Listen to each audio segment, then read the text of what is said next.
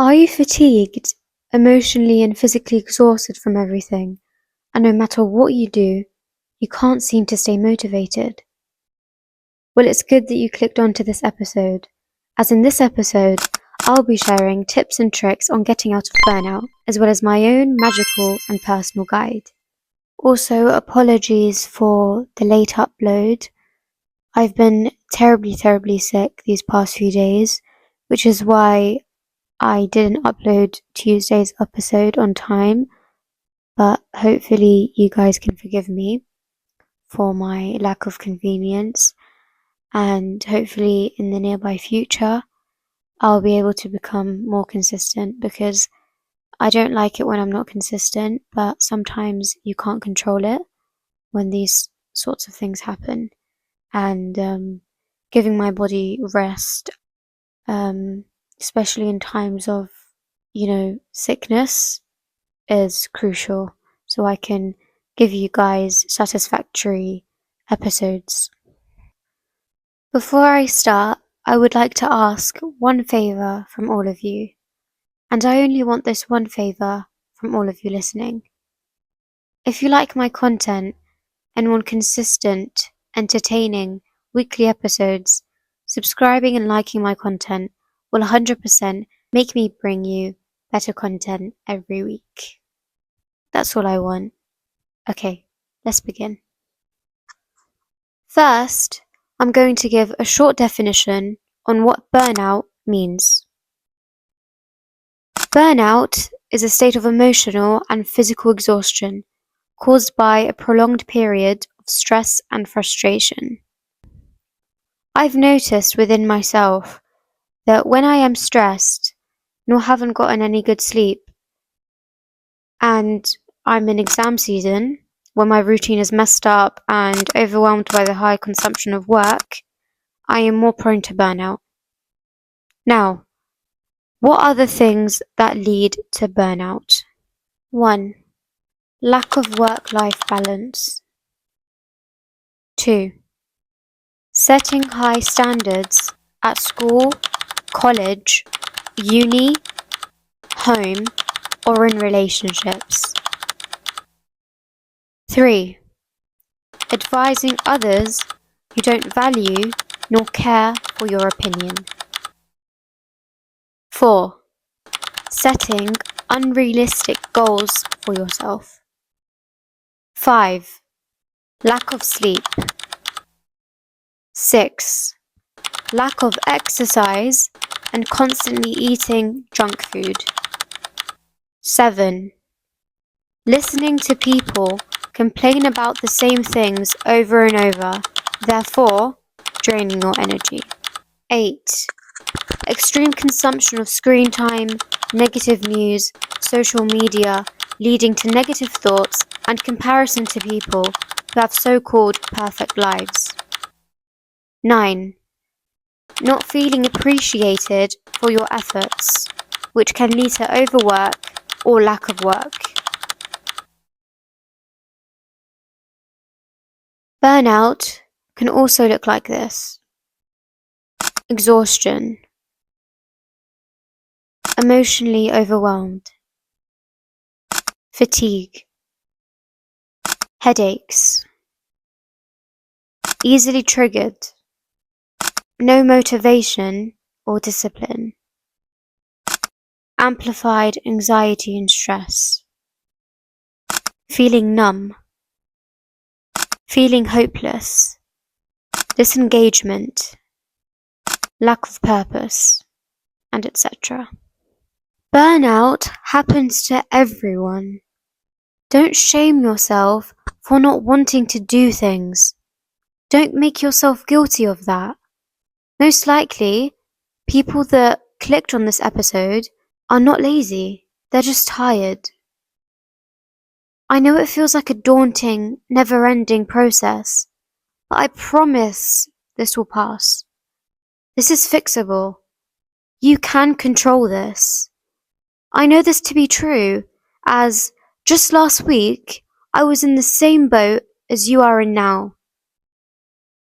The reason why I didn't upload last week's episode, which was going to be about this very topic, was for the fact that I was burnt out myself. I wasn't sleeping well, and in the days which I had uni, I was sleeping late and waking up feeling sluggish and unenergized. I didn't prioritize my health, nor did I eat meals which fulfilled me and gave me any nutrients whatsoever. Not to mention, I did no physical exercise of any sort, which for me is Pilates and walking, which is something that I love doing, and it boosts my energy and mood, not to mention I look amazing. But overall, I do it for the health benefits it gives me.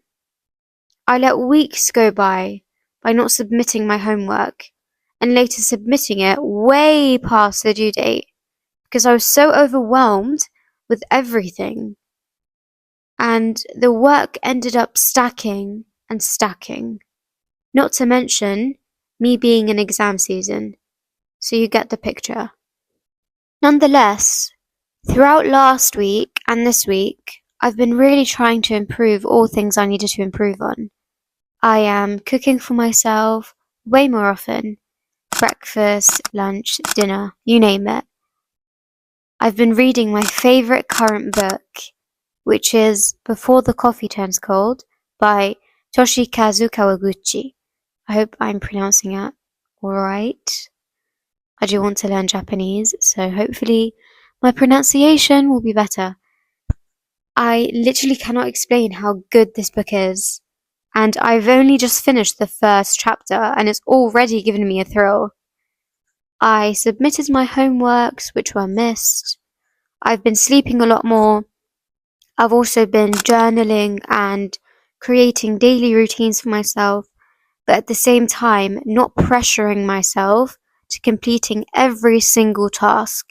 Not to mention, I ordered a bunch of self-care and healthcare items and supplements to be really more invested in my overall health and becoming the best version of myself each day.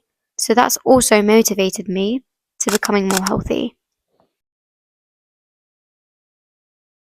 Okay, first things first.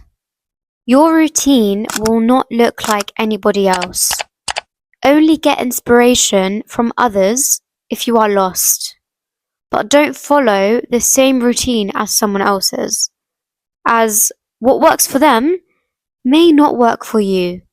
So finding a routine that suits you and making it simple for the meantime is best suitable. 1.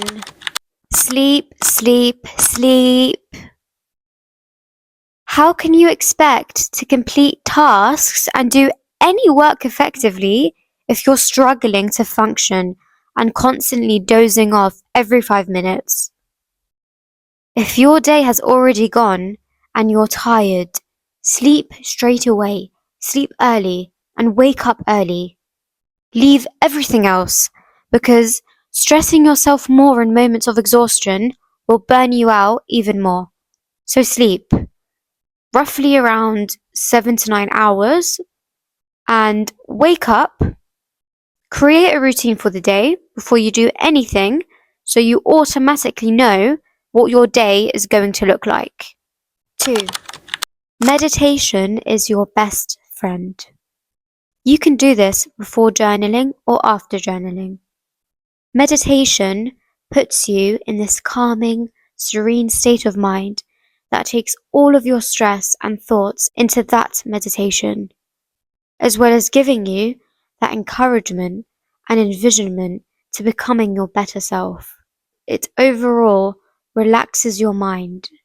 There's numerous scientific benefits to meditation. 3. Cook your own meals, because relying solely on junk food or takeout simply because it's easier is not only going to make you feel bad, you will become more hungry. It's not called fast food for no reason. Also, whenever you're hungry, that's your body telling you to create something. Us as humans, we love to create. We love to make things from scratch. It's way more satisfactory and it's way more rewarding. And it makes you more intelligent. When you create something from your hands, when you start something from scratch, that makes you way more intelligent and more sufficient to creating new things in the future. There's no better feeling than creating a plate of yummy, nutritious foods for yourself. 4. Make sure you are setting time for rest. Enjoy some time by yourself during the day. It could be an hour, half an hour, or even 15 minutes. But having that special alone time to reconnect with yourself is crucial if you want to steer away from burnout as much as possible. 5. Move your body. And by the way, exercising doesn't need to be difficult or challenging. Finding a workout routine catered to your interest will make the task way more endurable and flexible. For me, I mentioned Pilates and walking outside for about 25 to 30 minutes. I've found that at home Pilates workout that caters to me and which I actually love doing. And I've noticed visible changes, not to mention how good and energized it makes me feel. Exercise releases endorphins, which is the natural painkiller, which releases when you move your body, laugh, dance, being creative, and eating dark chocolate. Endorphins is one of the several substances made in the body that can relieve pain. And in case you didn't know already, endorphins stands for the E in chemical dose, D for dopamine, O for oxytocin, S for serotonin, and E for endorphin. 6. Send at least one kind message to someone you care about. A side effect of burnout is faltering relationships. Also, if you're stressed, share it with others. And if you're going through something, telling someone you love and trust will help to relieve that pain you've been suppressing and allows your mind to be more calm and relaxed. 7. Time management is a huge factor. And I struggle with this a lot in my day-to-day life. So by you setting alarms for tasks will generate your brain into active mode and keep you from forgetting and procrastinating and actually getting the work done. Break tasks down. Take time for breaks when doing homework or studying, or whatever keeps you in focus mode for a period of time. 8. Check with a doctor or get a checkup to see if your body is lacking nutrients. Now, I don't intend to worry anyone, but this could be an underlying issue or condition of something serious. So being cautious and checking in with your health is best. 9. Say no. Going out with friends is nice, but don't feel like you need to go out every single time. If you don't want to go out or don't feel like it, stay at home. It's better. Really prioritize yourself and be in the moment. And take the time to find a solution to your problem. Learning to say no is a must for stress management and burnout. 10. Last but not least, don't forget to treat yourself. Sadly, in times of burnout, we often gloss over our efforts and not notice our improvement or work. And we often discredit ourselves, which is so wrong. But I've also fallen into this pattern as well. So, rewarding yourself after completing a task you wouldn't have completed the day before is important. And it doesn't even have to be a big task, it can be anything. Treating yourself is okay. Having something calming to look forward to will help keep you motivated to stick to your routine, but also gives you that encouragement and achievement. Here's what my routine generally looks like. And I like to change it every time accordingly. Sticking to the same thing can lead to boredom and lack of fulfillment. Change your routine each day. It's better if your routine is different so you can differentiate between them and the days. Because every day is different and no day should be the same. What's the point of Monday, Tuesday, Wednesday, Thursday, Friday, Saturday, Sunday if you're literally just living the same day every single day? There's no differentiation there. There's no variety there. There's no diversity there. 1. After I wake up, I journal and write all of my thoughts down. Things I'm grateful for, things I'm looking forward to in the day, things I genuinely just want to vent to myself, things I genuinely just want to get out on paper before my day starts. Then I create a routine for the day. 2. I search up morning meditation on YouTube, whether that will be for 5 or 10 minutes, depending on what I'm feeling in the moment. But I typically go for 5 as that's all I roughly need. 3. Depending on how hungry I am, I will either do Pilates or brush teeth and make breakfast. But if I'm not famished, I create this little detox drink consisting of lemon juice and hot water. So half a cup of lemon juice, half a cup of hot water. Or you don't really need to measure it. Just fill up lemon juice halfway in your mug and pouring the rest of the mug with hot water. And I drink it before I start my Pilates to give me that extra boost of energy. 4. Make bed so I'm not tempted to sleep in and register to myself that my day has started. If your bed is made, that'll 100% affect your morning routine. Make it a must. Make it a priority. You have no idea how important this step is, and people often forget this step and wonder why they're more prone to unmotivation and going back to sleep. That's your reason. 5. Pilates. And I like to keep it light in the morning, stretching my body beforehand and after Pilates. 6. Make breakfast, as till this point I'll be starving, so I either make an avocado toast, granola with yogurt, porridge with apple, or breakfast with eggs. But I always opt for a savoury, filling, healthy breakfast so I don't get a sugar spike first thing in the morning. 7. Everything shower. 8. After breakfast, I read for about 25 minutes or 30 minutes or however long I really want to read for. 9. Do any sort of work, homework, project and working for 25 minutes and taking 5 to 15 minutes breaks in between. So I work for 25 minutes, stop, take a break and then continue. 25 minutes and then break and then continue, depending, where the time frame is and depending how long I take and, when I actually finish. 10. Depending on the time, I make lunch or dinner. 11.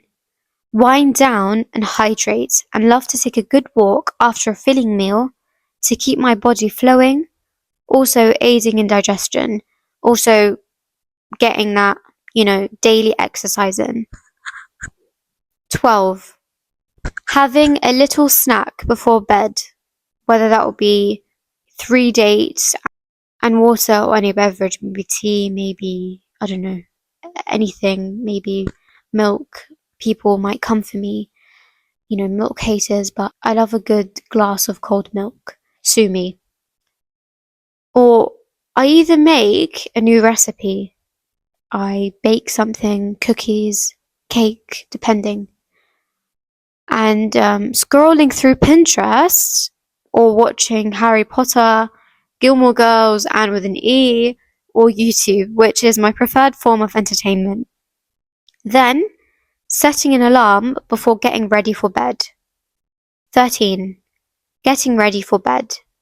Brushing teeth, putting on my retainers, skincare, drinking water, and self-reflecting on the day.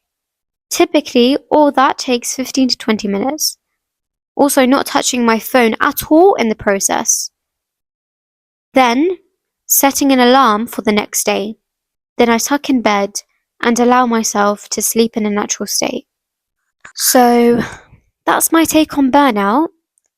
Don't forget that there's no right or wrong routine, but a suitable routine, just for you and you only. Don't stress too much.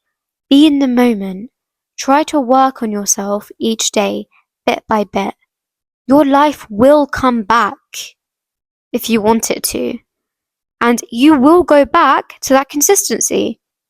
This is just a stormy, dreadful cloud that will pass. And the sun is slowly coming your way. Have comfort in that. Don't dwell too much on what you haven't done, but rather focus on what you can and will do in the present and the future. I've got your back, and I'm rooting for you. You've got this, girl. Or boy. Sorry guys, I forgot that maybe boys, maybe men are watching this video, so I'm not going to discriminate. Okay. We have reached the end of this podcast. Thank you so much for listening. I greatly appreciate it. Comments will be open, and I'll be looking forward to your reviews, notes, or questions, or maybe recommendations for my new episode. New episodes come out every Tuesday. Check out my Instagram and TikTok as well as YouTube, which I'll be posting episodes on as well, or at cuppa.perspective. I love and appreciate you all. See you next week. Bye!